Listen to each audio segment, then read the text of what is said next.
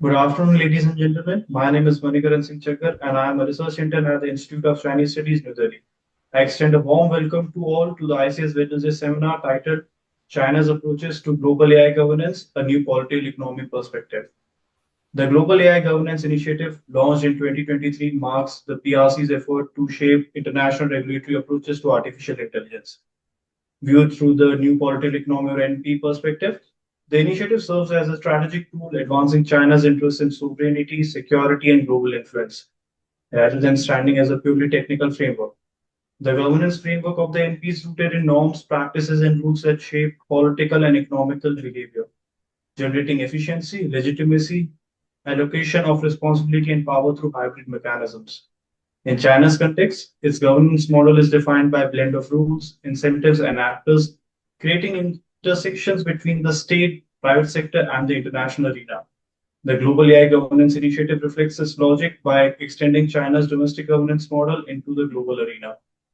Within China's political discourse, AI is characterized by as a dual-use technology carrying systematic risks, justifying a governance model that prioritizes the prevention of disorder, social, political, and economic alongside economic growth.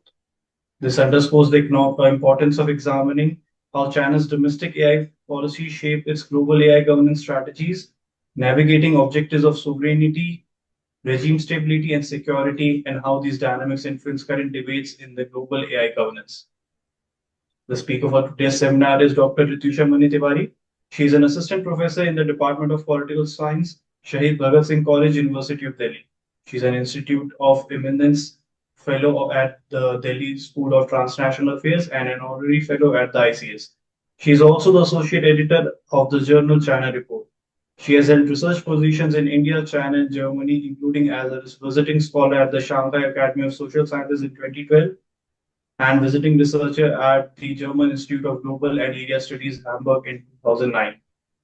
She was awarded the visiting program for young sinologists in 2017 by the Ministry of Culture of the People's Republic of China and the Chinese Academy of Social Sciences, the International Visitor Leadership Program by the Department of State USA in 2016, and the Pavard Fellowship at the Politics and International Studies Department, University of Cambridge, UK, in 2013. Currently, her single-authored volume on China's regionalism is under publication. The chair for today's seminar is Mr. Ravi Bhutaningam. He's a scholar and a business leader with degrees from St. Stephen's College, University of Cambridge, and Harvard Business School. He has trained under the renowned sinologist Joseph Needham and has expertise in psycholinguistics, the scientific method, and the Chinese culture. He had led expeditions across China, Xinjiang, Mongolia, Tibet, and Myanmar. His corporate career includes senior roles such as the president of the Ugroy Group, MD of VST Industries, director at ITC Limited, and the head of personnel worldwide at BAT PLC. Mr. Bhuthalingam had served on multiple corporate boards and was on the Court of Governors at the Administrative Staff College of India. He is currently a fellow at the Royal Geographical Society and a mentor at Ashoka University. Before I hand over to the chair, I would like to ask all participants to follow a few housekeeping rules. All participants shall be muted during the seminar. Questions will be posted in the chat box along with your name and affiliation. Alternatively, you may use the raise your hand option during the interactive session. You shall then be called upon to unmute yourself. Thank you. I now hand over to you, Chair. Over to Mr. Bhuthalingam. Thank you. Thank you, Manikaran. Welcome, everyone, to this Wednesday seminar. This seminar is being held on a very special day. Today, August 20th, is the foundation day of ICS. Many years ago, nearly 60 years ago, ICS was started by a group of scholars who met on the lawns of Sapru House. This was a few years after the Sino-Indian War of 1962, and this group was tasked to advise India, not only the government, but India in general, what China was all about. And of course, ICS has been through many avatars since then, and we choose this day to remember its beginnings. And while it has come a long way, one thing is common. Now, as then, the family of scholars who are associated with ICS in many capacities they come from many, many different disciplines, from history, geography, science, all kinds of disciplines. And those of you who've attended our Wednesday seminars regularly will have seen that they address a range of subjects, including the most contemporary. And today is an example. We are delving not only into AI, but China's offering, as it were, to the globe of what its version of AI will be like and what it can offer to the world.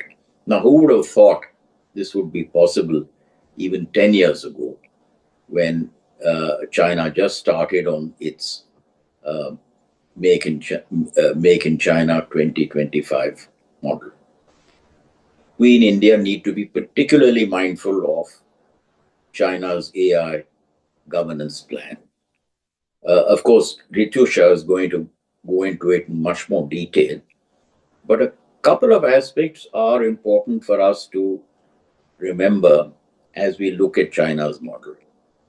Firstly, China has offered it to be co-developed, as it were, on a UN platform, along with all other countries who may be interested. So at least in theory, it is supposed to be a co-development. Secondly, China says that this model, though not confined to any part of the globe, is aimed largely at the global south. And in that case, in that sense, China aims for it to be relatively cost effective and also to use publicly available information that is non-proprietary, open source information as far as possible. Of course, there are many other aspects to China's model which we will see as Ritusha presents her talk. So I'm sure this is going to be extremely interesting, and I expect not only the presentation to be absolutely scintillating, as is Ritusha's practice, but we will have a very lively discussion after that. Thank you, and over to you now, Ritusha.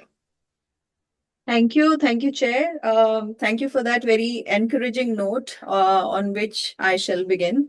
Thank you, Manikaran, for introduction, and thank you, ICS, for providing this platform on that momentous day that we mark today as the Foundation Day. So I shall carry that with a sense of responsibility while I make this presentation. And in that spirit, I would also like to propose that this is a preliminary, musing on how I'm looking at the unfolding scape of AI governance. And in that sense, I'm looking forward to all the questions, all the queries, and also the comments, the set of comments that shall prove, I'm sure, very constructive as I develop this paper in a full-fledged manner. I'm going to just share my screen so that I can then, make my PPT available for everyone. I hope it's visible now. Yes. Yes? Okay. So as the title reads, I'm going to be speaking on China's approach to global AI governance with a new political economy perspective. And in that, I have basically outlined 3 questions. How does China's domestic AI governance influence its approach to global AI governance? Second, how does it navigate AI governance through the multiple objectives of sovereignty, regime stability, and security vis-a-vis governance?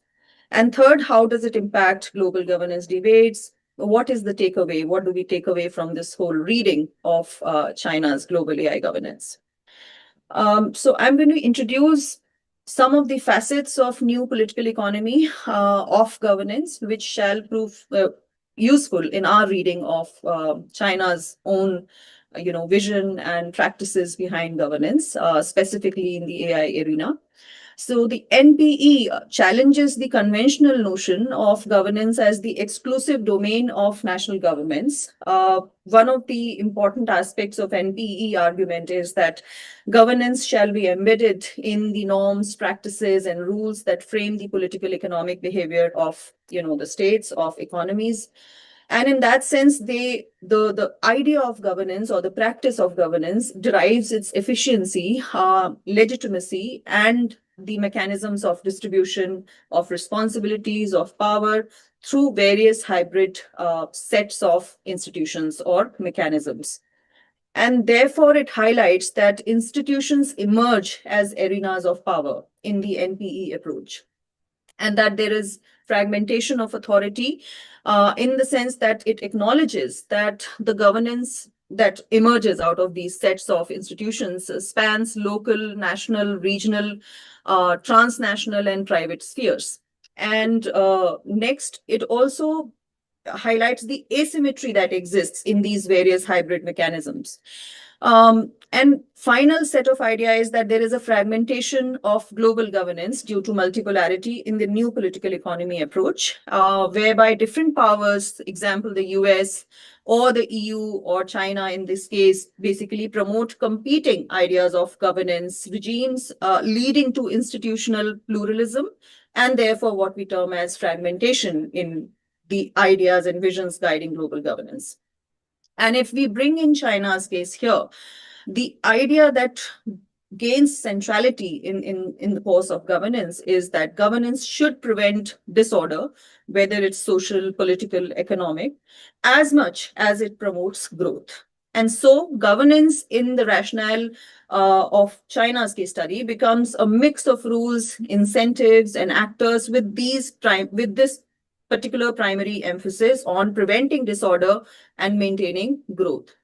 And therefore, there is an indication of overlap between state, private entities, and international arena, even while we have this particular central notion of governance in China. And now in this backdrop, if we look at China's global AI governance initiative, which basically came out in 2023, it utilizes, just a moment.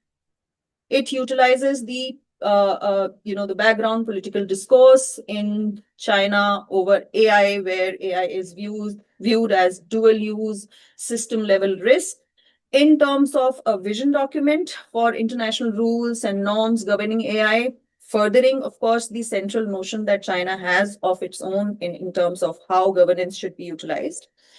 And what emerges as a preliminary reading of this document is that it is not just a regulatory framework, but it has a heavy emphasis or focus on power, sovereignty, and institutional design of these institutional norms and rules, which basically are supposed to govern the AI. And in doing so, what also gets highlighted is that there is an integration of China's internal governance model into the international sphere when one basically reads this particular document very carefully. And it appears that this is a very important intervention on the part of China to reorient governance norms to project soft power and basically also to a large extent insulate domestic political logic of maintaining stability. When we look at this Gaigi 2023 document, the core principles which are obvious is the respect for sovereignty. And when we say respect for sovereignty, what I like to propose here is that in this respect for sovereignty, because yes, if we remember the NPE logic of, states or the national governments are not the only players in the overall logic of governance. Still, there is the first principle, which is that sovereignty-centered regulations are very much norm of the day. The Cyberspace Administration of China, CAC, basically requires any kind of, generative AI model-related regulations to be pre-approved by itself, the Cyberspace Administration of China. And the vision document as well as the mandate of CAC basically requires the upholding of core socialist values, which is where you bring in that whole set of stability argument where political dissidents or the securitization of user data, all of that is involved and included into this, built into this set of respect for sovereignty in the sense of protecting the stability as well as security of the state. I'm calling it the security first logic, embedded within the sovereignty regulation. And then we move on to the next set, which is development parity. When we say development parity, there is this idea that different sets of institutions are required for development narrative to be successful, and these sets of institutions include the state organs as well as the private sector players. And in that sense, the state market hybridity argument that emerges, with, of course, certain guidelines and sets of rules, basically, given by the party, that sort of gives rise to what we study till now as state corporatism, embedding party cells within the private firms to maintain this, uphold the idea of sovereignty, security first, at the same time also involve the incentive structure, also involve the orientation of these different non-state actors towards development, and this hybridity with party command to a certain extent, even in the tech sector, is very much available in this in this GAIGI initiative of 2023. Some of the technical some of the key features that emerge from these principles, which basically are quite obvious for us to read and infer from the text, is the technical control, where basically there is a multi-tiered pre-deployment model. And if we look at since August 2023, China's interim measures for the management of generative AI services, in terms of regulating public-facing AI or balancing innovation with national security, or bringing to fore the various aspects of AI use for public interest. All of that is built in here with a very clear, perspective of technical control lying in different institutions, but primarily in the with a party oversight. So there is a multi-tiered pre-deployment oversight that is visible in the technical controls. And the second aspect is, of course, the model registration. In the model registration, we see that any use that we have of AI models, it is basically looking at deploying this technical control multi-tiered level in terms of pre-deployment. So, and what shall be the usage of it? The usage of it should be in terms of capacity building for multilateral engagements, in terms of dual usage, as well as engagement with dual regimes.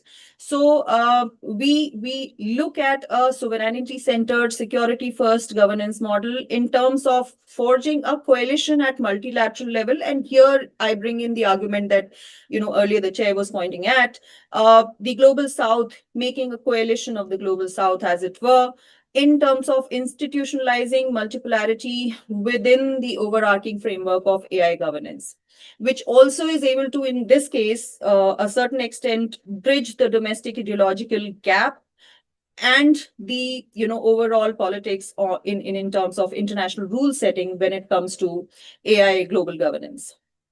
And in that sense, when we look at the new political economy perspective on GAIGI, I read it as here, what are institutions? Now, one would say that primarily it appears that, even though, it may appear that there is a new political economy approach to the GAIGI, it's just camouflaging the centrality of the party with different sets of institutions which remain within the control of the party. So I am looking at here, I'm walking away with this particular reading of of GAIGI, where I see institutions as strategic tools which are basically being utilized to shape the rules of game in AI governance at global level.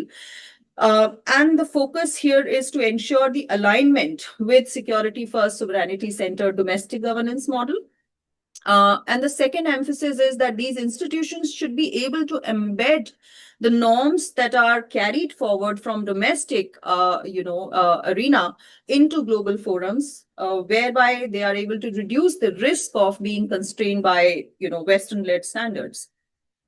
Second important takeaway here is with a NPE perspective that power and asymmetry, basically the notion of power and asymmetry that exists here is, it appeals to developing countries by highlighting the features of fairness or inclusivity and non-discrimination in AI governance rules. So where there is, where there is a dominance of, standard setting, agenda setting, and norms, by the Western models. Here, China is able to pitch a sort of, pitch this asymmetry as something which appeals to developing countries in the sense that we are not yet equal, and we are trying to when we are bringing in our domestic context to the global arena, we are trying to highlight the fairness, inclusivity, non-discrimination principles and making it, a kind of exercise which has parity for all the players.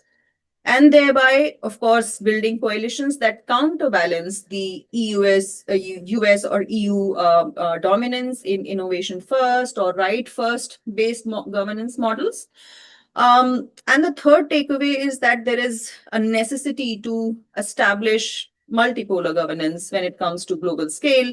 The NPE approach, of course, highlights the institutional pluralism aspect, and GAIGI adds to this, pluralism, thereby making sense of the fragmented global governance landscape, proposing competing rules of, AI governance. So if on the one hand, US has a market-driven logic of the AI governance, EU has a right-based discourse on governance, and that gets extrapolated to the AI, arena. China is, of course, proposing a sovereignty security focused, rule set for the AI governance. And this sort of fragmentation that is there, it creates a governance, it creates a kind of option. In universities, we are very, now we are in a particular moment where we are offering too many choices. We are offering choices, sets of choices to students and calling it a kind of, expansion of cafeteria approach. And therefore, I am extrapolating my, experience here in the university setting that you offer choices, you teach 20 courses on a particular thing, and then the viewers or the readers or the takers of those courses have this idea that they can choose the set of governance or the set of,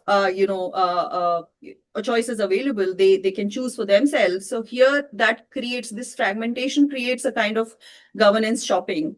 You could choose what sets of rules align with the framework of your national interest.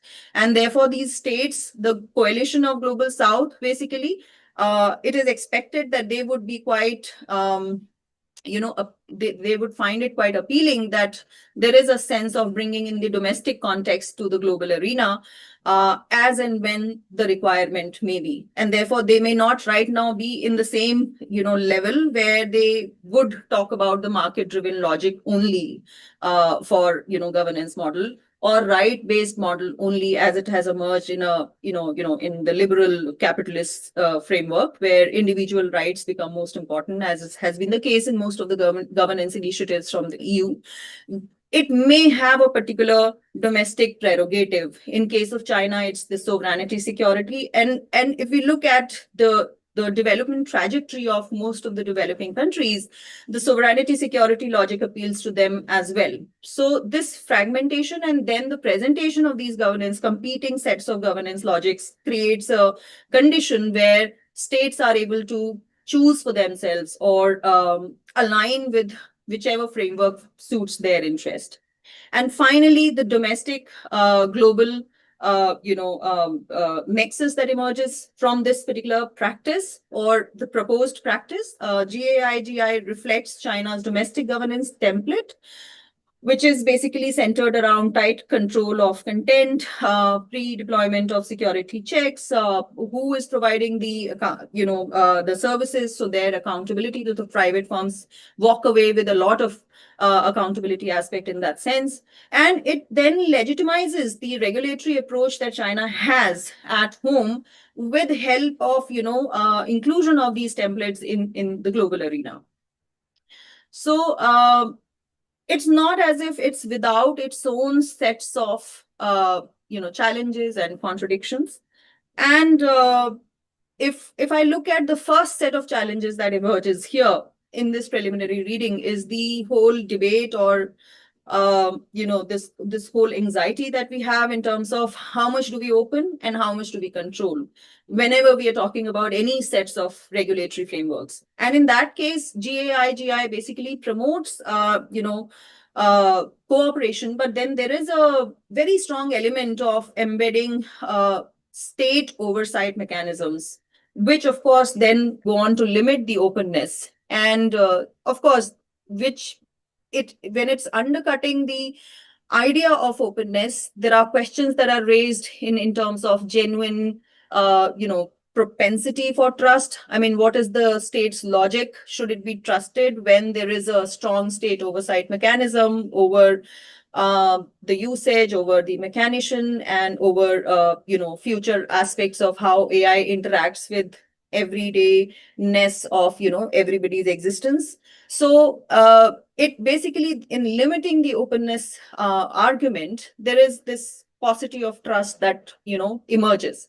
And this paucity of trust, of course, then it percolates to different levels of mechanician. It percolates to hybrid mechanisms that emerge, who are practicing this AI governance, who are propagating the AI governance, and it gets it gets propagated to the global level. So there is definitely a paucity of genuine international trust that may be emerging when we are confronting this particular first conundrum, which is how much do we open, how much do we control.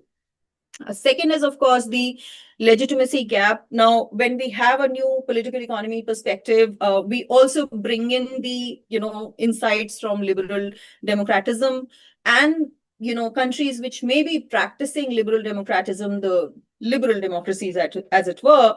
They may then look at this particular policy document, GAIGI, as something which has an inherent tendency of entrenched authoritarian digital governance, framework.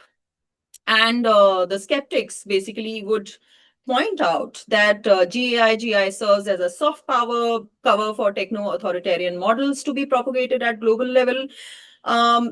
There has been now an emerging literature where certain, readings of it from liberal democratic perspective criticize the inbuilt inherent tendency of opacity and, what is socialism logic in that sense, not being spelled out as to how it then, passes on in practice, in terms of practice. I mean, if there is state or party centrality in terms of overarching mechanisms, then, and if the ruling paradigm is socialism first, what aspects of socialism are we talking about when it comes to regulating the frameworks governing AI? And the skeptics criticize this lack of elaboration of, how do you bring in socialism? I mean, just as a nomenclature, it wouldn't make really things very clear in terms of practice. So how do you bring in these central notions of party centrality in terms of practice, and how do you move away from opacity? That's some very important questions here in terms of getting this AI governance model operationable at global stage. And so, I mean, of course, then that brings in a host of arguments about how much ideologically driven this is, whether ideology is good or bad, what kind of ideology is being juxtaposed to liberal democratism, and so on and so forth. Moving on to the third set of risks that opens up is the fragmentation risk. Multiple global AI regimes may therefore be hindering the interoperability and contribution, and they may definitely then be contributing to a slow innovation. And when we say that, the idea here is that competing sets of governance frameworks may create some kind of, very heavy operational, it may create a very heavy operational mechanism, which may not really contribute to a faster pace of innovation, which may actually go on to hinder the movement of AI within this governance framework, from one phase to next. And therefore, it basically, fragmentation means less clarity, slower pace, and multiplicity of governance frameworks may actually be very counterproductive when it comes to efficiency aspect of AI governance. And finally, the question that, of course, is asked in most of the liberal democratic capitalist regimes is that, how important is the private sector? Here, because in the GAI-GI framework, there is a certain aspect of downplaying corporate-led governance because it's still state-led governance. This basically undercuts that logic of global AI being promoted or driven by private innovation in the context of the other, power players. So when you have the Western liberal democratic economies focusing on a larger role for private sector, how do we juxtapose it and balance it with this narrative of state-led governance? And that creates a challenge in itself. So in terms of conclusion, if I were to elaborate on the first set of my conclusion, which is that when we apply a new political economy perspective, China's global AI governance initiative is less about neutral technical regulation, and it is more about restructuring global governance. And it reflects a bid for sovereignty, security logic, aligning it with multipolarity, whereby, the domestic compulsions of security, sovereignty of developing economies is appealed to. And therefore, we have this whole, this narrative that bringing in the domestic to the global arena is good.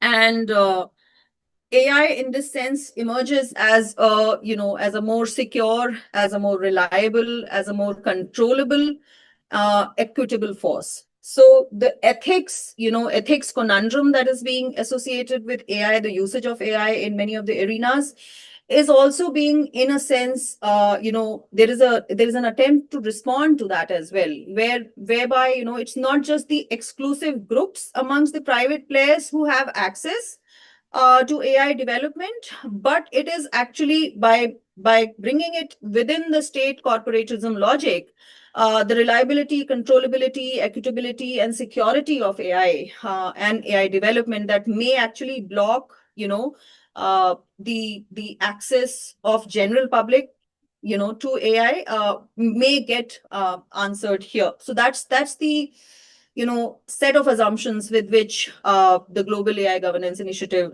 is being unfolded here. And therefore, of course, it's a normative framework as much as it's a strategic instrument.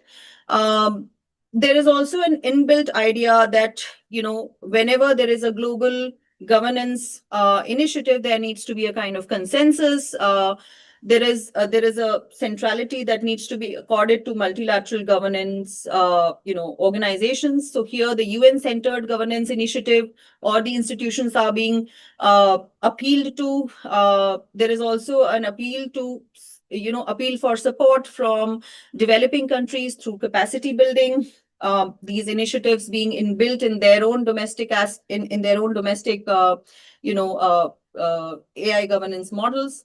And China's contribution in that, and of course there is an alignment that is sought from international AI governance models with some of the domestic priorities that China underlines here. There is, of course, an immense appeal that is being inbuilt here in terms of how it speaks to the global south, the countries of global south, and how it is able to propose a set of challenging, standard setting, the challenges that the global south would like to put forward in terms of standard setting, in terms of regulation control frameworks, which basically is able to displace Western dominance to a certain extent. It's able to bring in parity and inclusivity and so on and so forth, the principles that one is basically building it around. And here, of course, this document helps China position itself as, therefore, the rule maker in the contested political economy of global AI governance. And in 2024, China pushed a UN General Assembly resolution calling for AI capacity building and global South engagement in AI regulatory frameworks. And this was basically adopted unanimously in the East Asian Forum earlier. And in 2024 itself, in the Shanghai Declaration, there was a brief but reinforced inclusive global cooperation and AI safety, module within the East Asia Forum. So whether it has found some appeal in the larger context is, of course, something which is right now unfolding, but it looks like something which is gaining momentum. And when we read GAI through an NPE lens, as an additional insight, I would like to say that the strategic use of AI governance model as something which propels the idea of or sells the idea of domestic governance as something viable at the global level, it definitely cements the position that China is trying to propose for itself as a normative standard setter or a rule maker in the global arena. And in this case, of course, the political economy of global AI governance is what is at stake. I'm going to stop here and I'm going to invite comments because I have some certain other arguments which I would like to bring in only when there is a question around that. As I said in the beginning, it's still something which is very preliminary, and I'm hoping to gather a good set of comments here so that, when I'm writing the actual paper, it's more, it engages more constructively with the arguments that I find here for or against what I have proposed. Thank you, Chair. Thank you, Ritusha. That was a really fascinating presentation, and well within your assigned time, you managed to lay out the framework of something which is really quite complicated to grasp in a short period of time. So while more questions come up on the screen, and so far I cannot see any question nor a raised hand. So let me start with a question to you, Ritusha, and then we can take the rest. I'm taking up the last point where you talked about China as a rule maker and so on. Now, the very fact that China is proposing this to be hosted on UN platforms and the governance model to face, let's say, scrutiny and question by those who wish to input into the governance scheme would imply that there is a certain amount of voice that other countries have in co-creating these governance standards. And to that extent, some of these features that you pointed out might need certain amendments. Also, let's not forget that China is facing competition from the US-led model and the EU GDPR-based model. So that may also alert them that they can't just plug their model as is. They may have to tweak it here and there. So what do you see in terms of flexibility to China's model as it faces these currents, both from the global south and from others? Right. I think that's a very, that's a very interesting question. And when we have this text available, we're looking at here a very preliminary set of, ideas behind the AI governance. But there is a certain, there is a certain blend here of state intervention, as well as a mention of private sector, how it leads, guides, and propagates innovation. And therefore, to be able to really pinpoint and disassociate where does the government control stop and where does the private sector's own initiative emerges. As of now, it's a little bit difficult from just reading very limited available sets of documents. But it also says that there is a risk in assessing the AI governance of China at domestic level holistically right now. I mean, passing a final judgment, as it were, because there is a possibility of significant autonomy or flexibility emerging in due course when we align this reading with the other discourses that emerge from, whether it's the National People's Congress or the questions that are raised about AI and its interoperability at different institutional levels, the kind of anxiety that is there in terms of developing its legislations. It's quite obvious that it's in a moment of flux. It's churning as of now. And various reports that emerge from other geographies regarding what's happening in China, whether it's the CET research report, which is basically looking at emerging technology and security scenario. So when these different kind of think tanks, when they are assessing, they are examining the evolving ecosystem in terms of what is the layout between the state, the private sector, the different pressure points, including the policy think tanks, academia, etc., within China, in shaping the the context and the strategic position of China on AI competition at the global level, and therefore its own approach. So the approach that China's domestic sets of standardization tools and protocol tools may have will depend a lot also on how much competition it's facing, what kind of competition it's facing, where it's standing in terms of AI competition at the global level. And therefore, how much leeway can it give to the private players? How much needs to be given? The key, questions that the political leadership is right now looking on AI is what kind of technologies will enable, achieving that goal of strategic global dominance.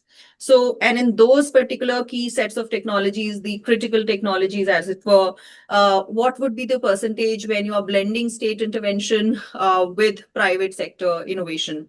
And therefore, how much of flexibility and autonomy, the questions that you've raised very correctly in that regard, are desirable. So when you look at, for instance, Western chip companies, the whole chip war that unfolded, in that context, the ultimate control, of course, and the strategic control lies with the Chinese government. But it would be an oversimplification to describe that it is totally centrally controlled.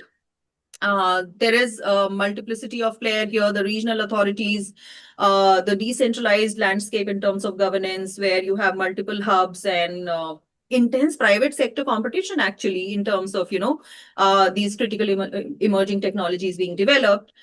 This also gives rise to deep competition within the sets of players that China has available in the domestic arena.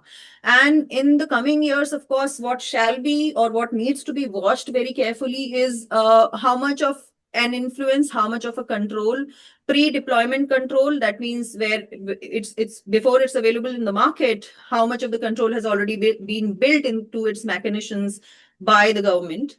And then, of course, then second question is the collaborators. I mean, if the government, and yes, of course, it has collaborators. So the collaborators, how much of autonomy and how much of flexibility does the political system allow to the collaborators in shaping the regulation, in developing the technical standards, and of course the preferential access question of resources or funding to develop these. So the regulatory model in terms of AI is evolving incrementally. It's evolving in a manner where they are moving towards a more coherent, visible set of AI legislations.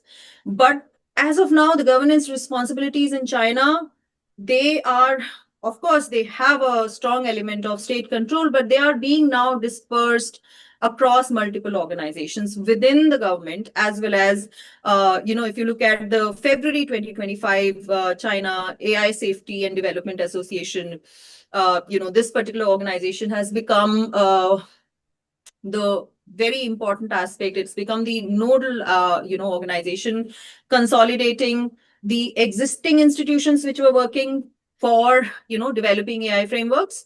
But it's still, of course, it gets controlled now by, it is controlled by the party. It is controlled. It has a very strong element of, state control.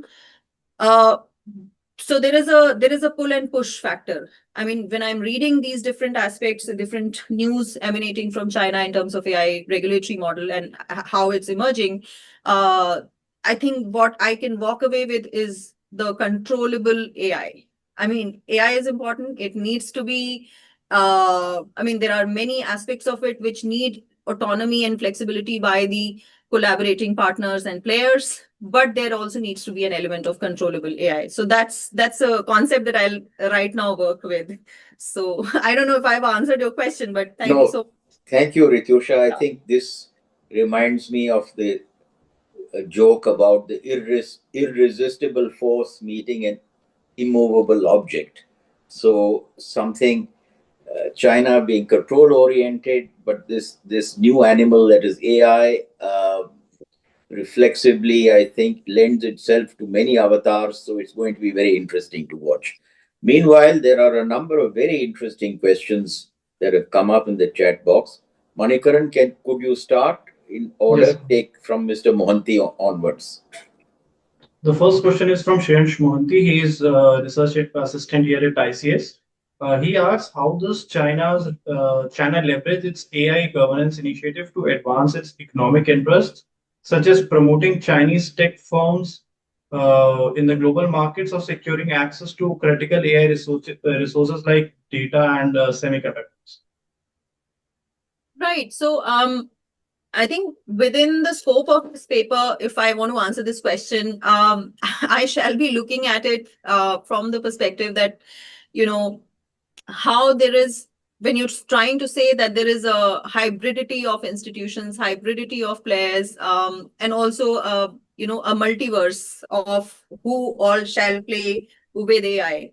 Then in that sense, pitching your private sector or your own tech firms in the global market as credible players, as players who have proposals of AI resources which can, be sold and which can be bought and which can be made use of, that fits well in that logic. So, my idea is I'm trying to test whether new political economy approach is a viable approach to understand what's unfolding in terms of how China is pitching a regulatory framework for AI global governance. And in that sense, your question is making a lot of sense, because that's how one would pitch that aspect, that there needs to be multiplicity of players. It's not just the, players emanating from the big power blocks, as it were, either the US or the EU, the quintessential, dominating players in the market. So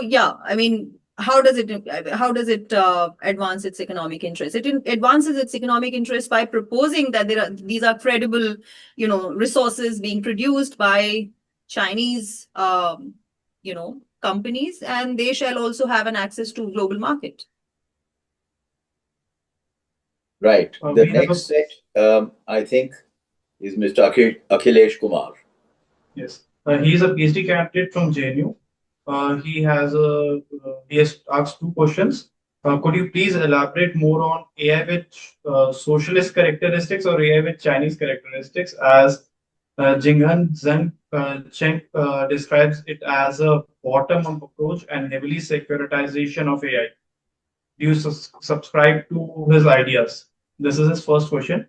And second is related to the rise of AI chatbots and their deferred training datasets. Will it impact a neutral norm or regulation for global AI? He has further questions, but if you want, I can just club them together. No, I think let me just respond to this thing, because I think it's a oft repeated thing for us to kind of make sense of. Anything we read with in the context of a particular case study. So in this case, if you were to look at this case study, it's China, and any case study comes with its specificity.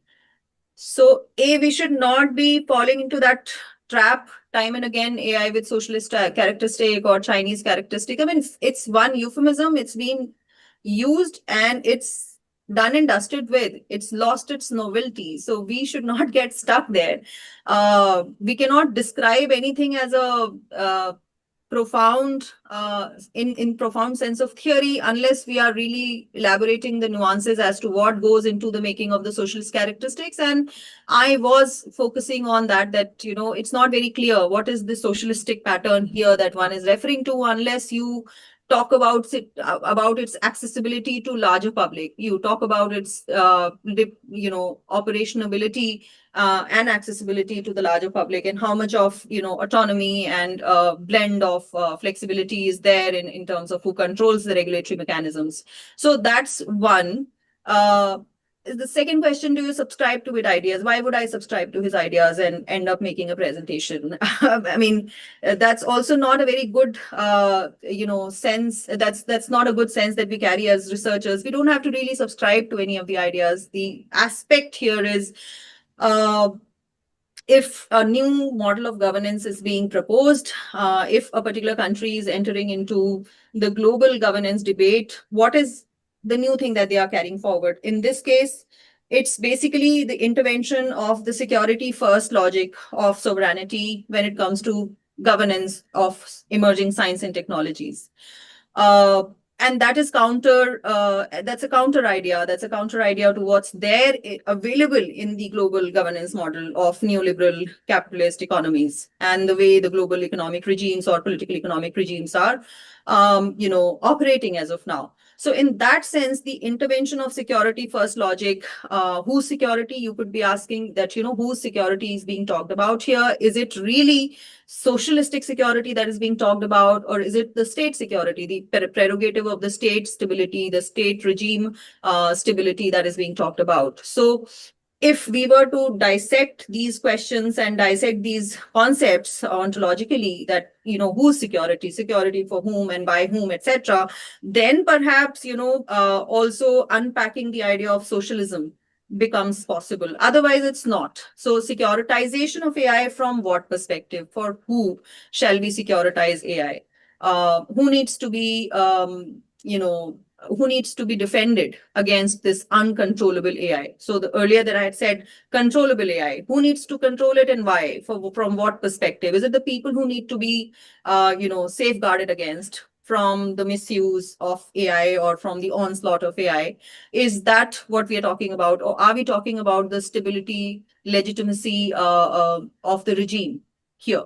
And if the regime suffers, do the people suffer automatically? I mean, these are the larger questions that perhaps one could be asking.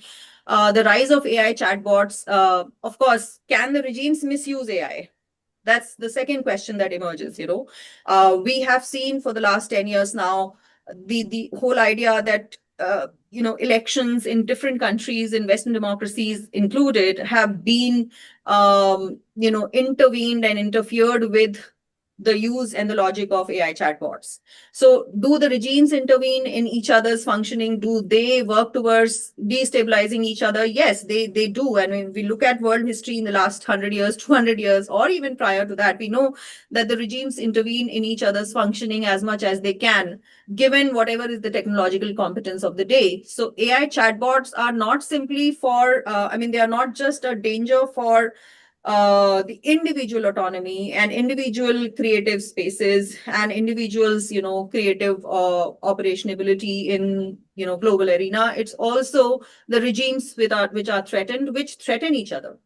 So when it comes to what kind of training data sets, whether there'll be a neutral norm setting for the regulation of global AI, what kind of what kind of control mechanisms, let's call them control mechanisms on AI chatbots. What kind of control mechanisms on AI chatbots will be, pitched forth will depend where is the agenda setting happening. There will be a definite, conundrum here in terms of competing regime interests from different countries. And if there is parity, if there is a sort of neutrality, that it's amenable to different regimes, then of course the central point that the Chinese regime is carrying forward is that there needs to be a security first, stability oriented sovereignty built in the AI norm setting. And then of course we move from there. Now you have Wangi and Modi talking about how should we cooperate. Well, we should have, before cooperating with someone else, I think we should have our own AI governance mechanisms ready. We need to look at them in the same manner as we are now trying to make or nitpick in these different texts which are available in terms of governance models, and as it's unfolding in China, we should have its counterpart ready. Only then we can have, worthwhile, productive cooperation. So I think the AI governance is something that needs to be looked at the policy level. And, then different aspects and facets of the domains within AI that we could be collaborating upon, we could be cooperating on, and we could also be safeguarding, from over interference or overreaches of any other regime's AI governance model on us would be clear. I think that makes for most of my answer to different questions that Akhilesh has used. Yeah. There are two more questions from Sachin Chaudhary and two more questions from Mr. Rabbai after that. So you will have to see how you answer them, Ritusha, keeping an eye on time. Yes, it's 4 o'clock, right? So we wrap up 4:30. We've got 20 minutes. At least 20.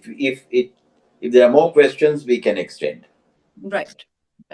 I'll first start with Professor Mulekar. The basic question he asked is who owns and manipulates data?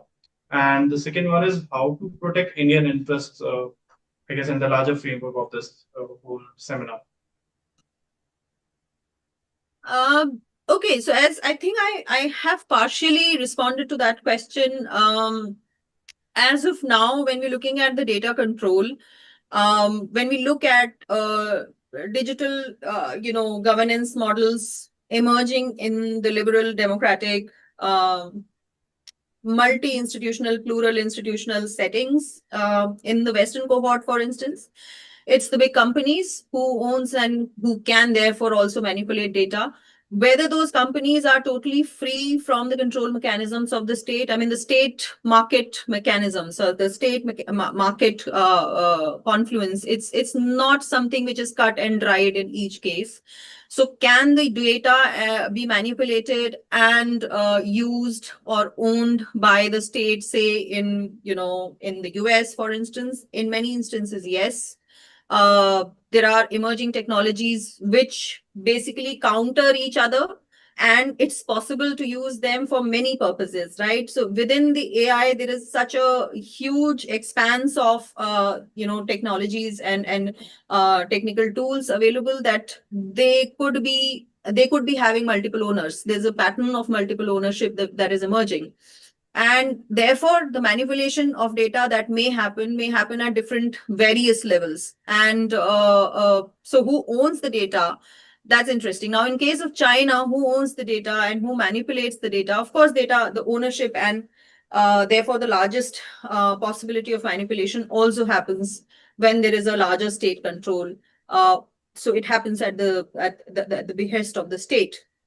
And are the private companies also owning data? Yes, they are owning data, and that data is also owned by. So there are at least dual, if not multiple, ownerships of data in most of the cases around the world.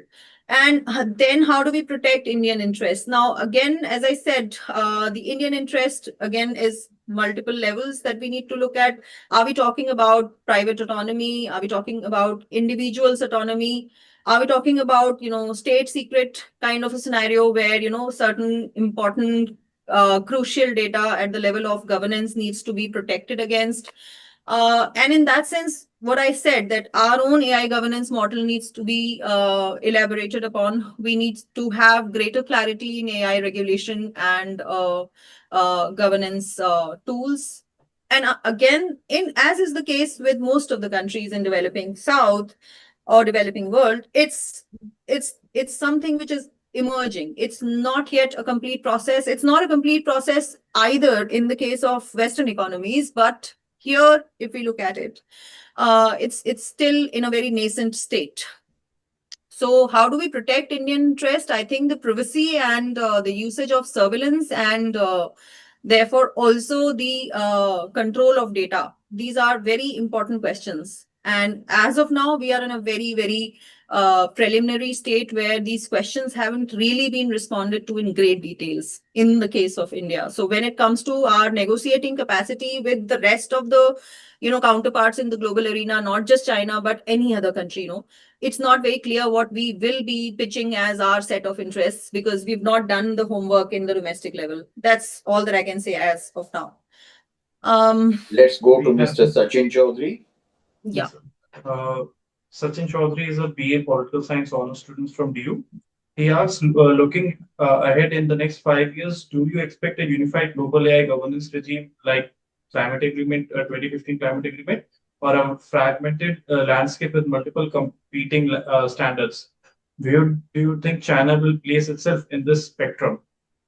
This is his first question. Second is, many countries worry that strict regulation slows innovation, while lax regulation risks misuse. From China's governance approach discussed at the NPC, do you think Beijing is more likely to prioritize state control and security over global compatibility in AI norms? These are just two questions. Yeah, I think in response to the first question, whether it's possible to have a unified global AI governance regime, I don't think that's possible. Forget about global AI. In the governance regimes in different domains, do we have a unified approach at the global level? We don't. And if there is a, supranational, organization, almost supranational organization like the UN, is it able to effectively intervene or pitch its global governance sets as something to be followed in true letter and spirit? Is it able to do that? In most of the cases, no. There is always a challenge. So to say that global AI governance regime could emerge, I would say no, that's impossible. Whether in the fragmented landscape that exists as of now and the fragmented landscape that is going to exist even beyond, today, in the coming years, in the coming decades, what kind of, particular sets of regulations China will walk with and will try to have a coalition around. I think that's where I have tried to put my paper. I think that bringing in certain extremely important imperatives from their own domestic global governance setup, they try to pitch them as likable, desirable, appealing, prerogatives for rest of the coalition of global South countries to walk with. And that is where you have this whole idea that yes, institutions exist, hybrid mechanisms exist, multiplicity of player will always be there, but we must also centrally place our security-led sovereignty approach, whereby the uncontrollable shall be controlled. I mean, the emerging technology and its multiple usage shall have a degree of controllability. So I think that's one, prerogative that they will walk with firmly in the coming decade. And yeah, as you have pointed out, and as I have pointed out, that strict regulation slows innovation. That's one challenge. That's one of the specific challenges that do you do away with regulations with a huge mechanism of regulation altogether, or you make regulation to the extent that you're dotting your I's and crossing your T's to the extent that it basically slows the whole process? That's a conundrum that one needs to sort of, always walk with. That's a very tight rope. So how much do you control? How much do you let go? And will China prioritize state control and security over global compatibility in AI norms? I think there's always going to be a very tough balancing act on its part. Yeah. Next question is from... We have a question from Rahul Tripathi. He's from Goa University. He asked, since you look at the very interesting new political economy approach, would you also suggest bringing in structures and asymmetries of power in the global governance models? Yes. So one particular part of my paper I am looking at, and I think I also was able to point that out in the presentation, what is being called here as asymmetry of power in the preliminary, vision documents rolled out by China. The asymmetry of powers is this whole, power to set up regulations, to propose regulations, which may not be simply a reiteration of what was being proposed by other regimes, and in that sense, bringing in the domestic context. So an unfettered, unbridled, unintervened market setup is not something that being proposed by China in this case, and they are saying that this asymmetry of power should be responded to by proposing our own sets of mechanism, by bringing our own sets of mechanism which are important for certain central concerns that we have in our domestic arena. And so bring in structures that would be most interesting. I mean, the asymmetry of power is somewhat being responded to, but whether counter structures or multiple structures can be built in. I think in the question answer session earlier, I pointed out that there is an approach, there is an attempt that these governance initiatives don't remain only at the level of ideas, but there are credible mechanisms that are built in at regional level, at global level, if you will. And some of the developments of last 2 years, after this proposal has been made public, after this initiative has been made, has come to public domain, they've been consistent, approaches and attempts by the Chinese government to basically build in a larger AI ecosystem around itself at the regional level, at least, if not at the global arena. Though now they have tried, they have brought the whole debate to the UN, and whether viable, credible, durable structures will emerge, that's again something to be keenly looked at. But thank you so much for the question. Yeah. Mr. Nitin Talwar is next. Nitin Talwar from IEF. He says, my viewpoint is that AI can loosely be considered as a natural response which all states are free to exploit. So the term like global AI governance is more applicable if the competing states are economically or technologically weak, as in the case of China versus the global south. But in case of India or similar developing states versus China, I think use of terms like global AI dominance, not governance, is more applicable. He asked for your comments on this. So I'm going to answer this question in the same manner as you have raised it. I mean, whether dominance or governance, what should we be vying for? I think we should be talking about governance, because that allows us a place on the table, as it were. I mean, if one was to accept that there is AI dominance by a set of players already, what are we even doing there? We then become the recipient of those, norms and regulations that they set up for us. But if we use a terminology like governance, it's possible for us to have a piece of the cake, because we are not talking about dominance in any day soon in the coming future. I mean, given the ecosystem that we see of not just the AI, but also of all the other emerging technologies, I mean, we are looking at a very tough landscape so far as Indian interests in this particular debate is concerned. So I think we should stick with the terminology of governance. I feel that, at least. Yeah. I think Professor Acharya has a question. Can we? Yes, Alka, please ask your question. You can unmute yourself. Okay, so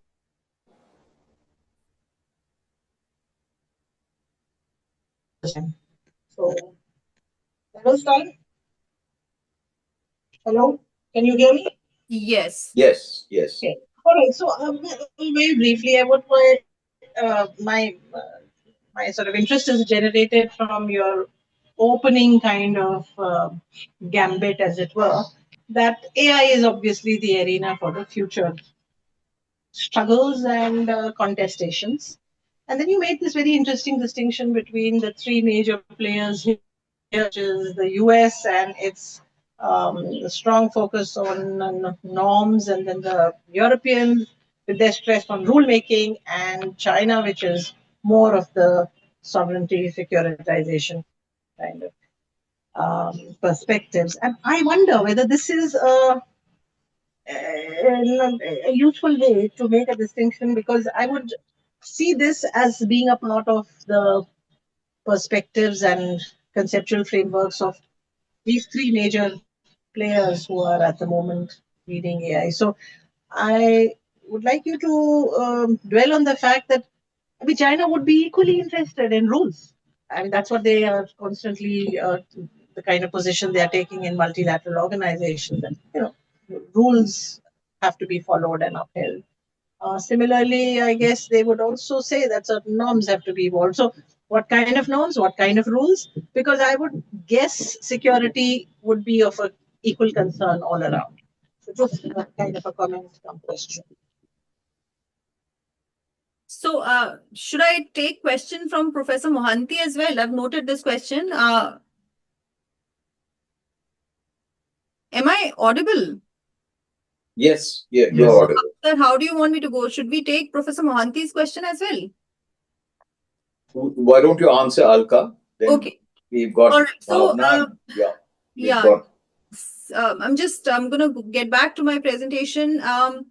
Where I had said that there is power in asymmetry, the question that was raised by Professor Rahul also earlier. In this context of power and asymmetry, the coalitions that are being built or that are being appealed to by China by proposing this particular regulation, it is proposing a competing rule set. I mean, I did not say that, it's not interested in rule making. And for the three examples that I gave, competing rule sets. First is the US, which is market driven, because the very central focus of how any governance model works in these liberal capitalist economies is the idea and the centrality of unfettered market. So the less you intervene in the market, the better the governance is considered to be. So the market driven, approach of governance models in the US. How much of the intervention of the government is desirable? Again, that depends, and there is a proliferation of, ideas there as well. I mean, if you look at it as just one example, the neoclassical institutional political economy models proposed by different scholars through the 60s, 70s, 80s, they landed up winning the Nobel economics, the Nobel Prize for economics. So there is a preponderance over neoclassical institutional market-driven logic of the governance models in the US. Now for EU, I said that they are quite interested. They have been quite interested, and they've been focusing very heavily on right-based models. And these right-based models are basically emanating from that debate of methodological individualism, whereby in no instance shall the individual's right to so-and-so be interfered upon. It's not simply the market mechanism, but the heavy emphasis is on rights. Now, the third one that I'm trying to bring in this picture is China's proposed sovereignty, security, stability model, where rules become extremely important. So it's not as if rules are not important for any of these competing, governance models, but how much of an importance is given to who bears the rules and who practices these rules, who benefits from these rules, is perhaps different in these different models. And this could be seen as one of the asymmetrical features in itself. I mean, that's what I was trying to propose here. But yeah, your question is interesting that, and combining your question with Professor Rahul's, that how do we define power and asymmetry in this new political economy perspective, that itself could be elaborated upon quite a lot when I'm looking at the paper. Maybe that can actually be an independent paper, as it were. Thank you so much. So let's go to Professor Mohanty. Manu, please ask your question. Thank you. It's also about asymmetry of power. Yes. You see, new political economy particularly, and political economy in general, takes asymmetry or levels of inequalities, multiple levels of inequalities as a central point of tackling change and reorganization, transformation, etc. Now, in this case, you have a high investment, very, very high investment technology and industry, which is still monopolized by a few private players and just these three main actors, US, EU, China. Others are coming up, but here the global political economy as a transformational process of reducing inequalities, that concern is still very minor. Here, asymmetry means asymmetry between China and US, or, in a very vague way, the global South and US or EU, and so on. And that is one level, but when you combine it with domestic governance, as you have already emphasized, then, this whole model is making the service available and opportunity to participate in AI development available to the masses, let us say, but is not intervening in the increasing inequities of various kinds of power, status, influence, various kinds of inequities. Therefore, this is yet another arena where a futuristic economy, driven by AI, is not addressing the central issue of new political economy. Your comment? I agree. I totally agree. So as a critique of that, as a critique of what different set of protocols and standardization China is proposing, one could look at how beneficial is it really for democratizing the governance norms, as it were, in true spirit and fashion, for not just the states, but the constituent elements of the state, the people. And when I think there was a question by Akhilesh, who was looking at, what is socialistic here after all, if at all we are, talking about making it more accessible to everyone without too many control mechanisms, and with a very specific state-led directive around that. One could, look at the inefficacy, as you have rightly pointed out, as to does it really change the rule? Is it not still a state-driven exercise after all? And I think as of now, it remains very much that. There's not much that we can see in terms of a scope or that windows of hope or spaces of hope that could be built in for a more democratization of norms around emerging technologies where they become truly accessible to public at large. So I agree with you, and I think one could develop a little bit more on the inefficacy of this model which is being proposed as of now. But I think since the model is not very complete yet, to be able to reach there, I think I'll try my best to articulate it as much as possible in the paper that I'm attempting. I hope to be a little bit successful. I look forward to your comments once I, circulate my draft with the Sure. cohort. Yeah. And thank you, Chair. I think this is a fitting celebration of the occasion. It is, absolutely. You're quite right, Manu. So let's go to Bhavna's question, and we'll make this the last question. She says, an excellent presentation. I was wondering how far do the policy debates, if at all, advocate delimiting the use of AI? I think we were discussing this question, about the debates around AI in China when we had that particular, discussion on the NPC, and what all within the AI ecosystem does not really align with China's own sets of values and political value system.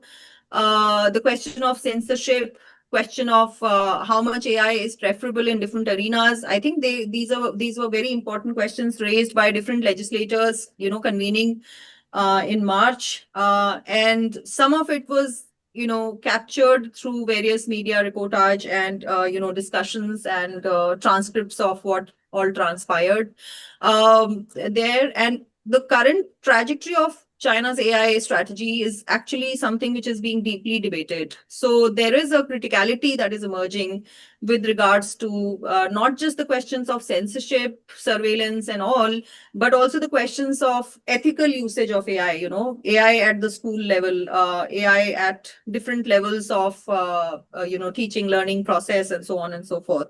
So I think at the level of policy debates, there is much churning, and again, this space is something that needs to be keenly watched at. Thank you, Ritusha. I think this Wednesday seminar has truly brought out and is completely reflective, as Manu said, of a seminar worthy of the foundation day. And I think, Ritusha, all credit to you for the excellent presentation, which, as you see, has brought forward a really fine set of very pointed and deep questions, showing the interest that everybody has in this subject and in your paper. So I do feel that perhaps in a year's time, Ritusha, maybe you should come back. This is a fast-moving area, so in a year, a lot will have happened. Come back and we catch up with the evolution of this animal, where it is, how far it's got, is it walking, swimming, flying, etc. And because India, as you said, is taking its baby steps and may also be a little advanced by that time. And thank you, everybody, for your participation and for those questions and making this lecture truly exceptional. With that, I think let's close today's session. Thank you, everybody. Thank you. Thank you so much. Thank you to all the questions that were raised by the esteemed audience. And I do hope to be able to take up the, proposal that the chair has made regarding me coming back. I hope by then I do have a full paper on this to share with everyone in advance. So thank you so much. Thank you.